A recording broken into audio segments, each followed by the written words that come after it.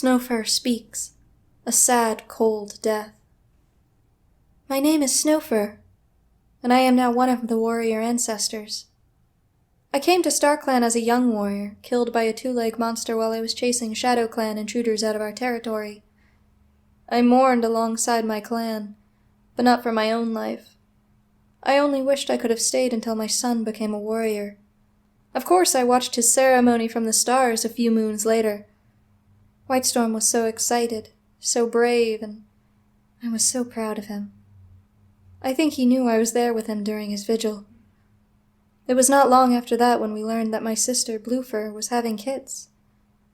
I wished we could be just as happy for her, but she had broken the warrior code, and I knew it was going to bring her much sorrow. The father of her kits was not ThunderClan. He was the Riverclan deputy, Oakhart. A kit is coming to join us. Brambleberry, the former Riverclan medicine cat, meowed.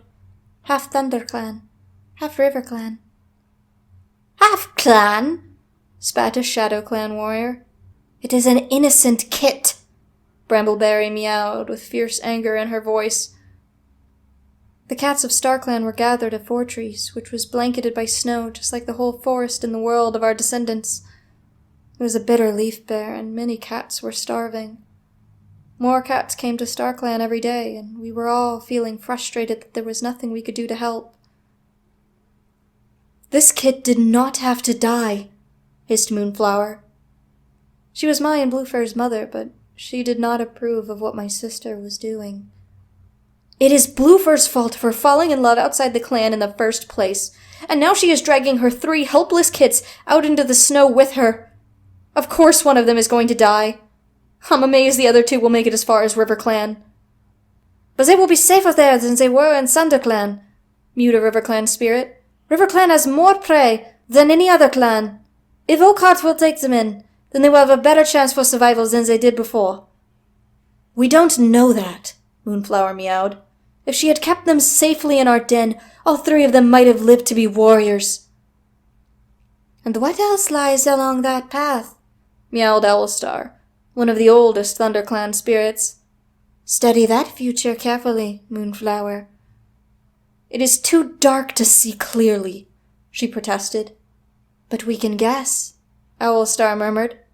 If Bluestar stays in the nursery with her kits, Thistleclaw will become deputy instead. He is an ambitious, violent cat, and we know it.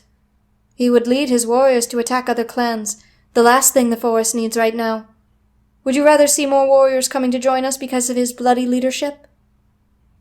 So a kit's life is the price to be paid for the warriors whom Thistleclaw might lead into death? Moonflower growled. I know that Bluefur believes Thistleclaw would be the wrong leader for ThunderClan, but how do we know that being deputy wouldn't make him a better cat?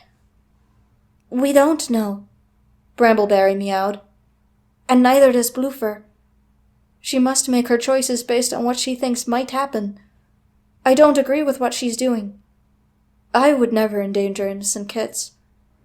But I can see why she's doing it.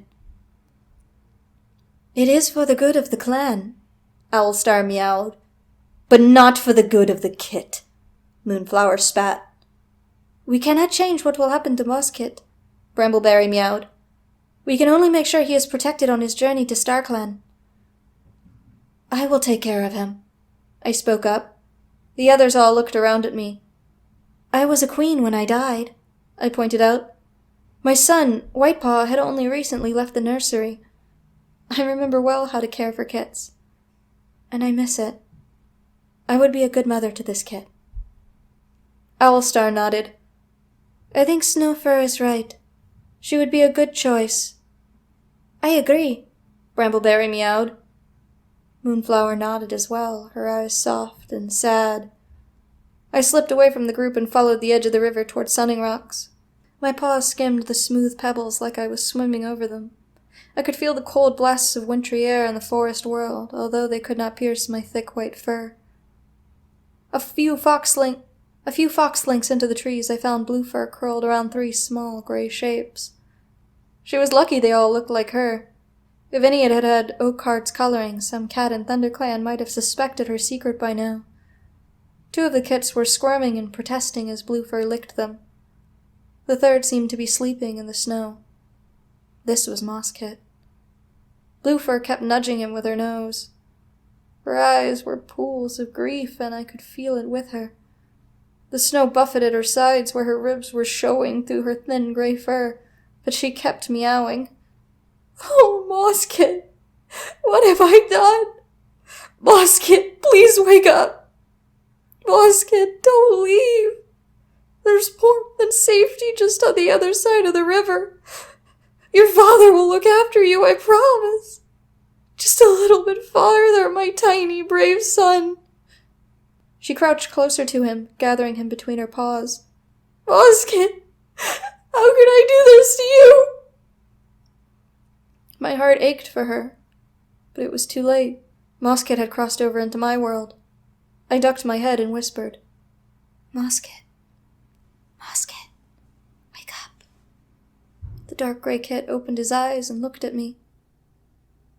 "Who are you?" he squeaked. "Why do you have stars in your fur?" "Don't be scared," I murmured. "I'm Snowfur. I'm here to take care of you." Mosskit shook himself and staggered toward me on tiny paws. His spirit nuzzled into my fur.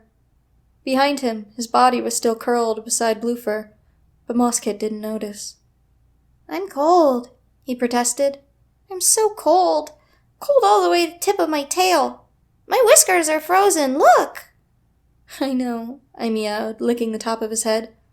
"Come with me, and you will be warm." Mosskit hesitated, looking up at me with wide green eyes. "What about my mother?" "She'll be all right," I meowed. It was true. It would be hard for a long time, and she would never forget Mosskit, but she would push aside the memory and focus on her clan. She would survive. "But I want to be with her," Mosskit whimpered. "I want my mother and Misty Kid and Stonekit." "You will see them again," I promised. "You will watch over them from the stars until they come to join you." He pressed his face into my fur and nodded.